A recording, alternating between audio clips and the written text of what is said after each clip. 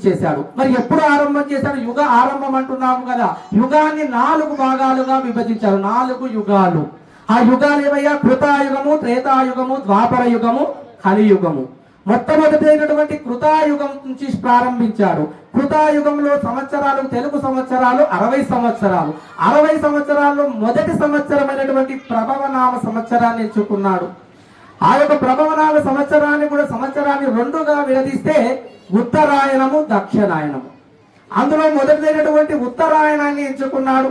ఉత్తరాయణంలో 6 మాసాలు, దక్షిణాయనంలో 6 మాసాలు. ఉత్తరాయణంలో 6 మాసాలు చైత్ర మాసం నుంచి ప్రారంభమవుతుంది కాబట్టి మొదటిదైనటువంటి చైత్ర మాసాన్ని ఎంచుకున్నాడు. చైత్ర మాసాన్ని కూడా ఒక మాసాన్ని 2 భాగాలుగా విభజిస్తే శుక్లపక్షము, బహుళపక్షము. అందులో మొదటిదైనటువంటి శుక్లపక్షాన్ని ఎంచుకున్నాడు. శుక్లపక్షంలో 15 రోజులు, అలాగే బహుళపక్షంలో కూడా 15 రోజులు.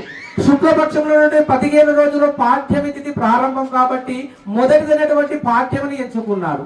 ఇప్పుడు కలియుగం ఎక్కడ ప్రారంభమైంది, యుగం ఎక్కడ ప్రారంభమైంది తెలుసుకుంటే కృతాయుగంలో.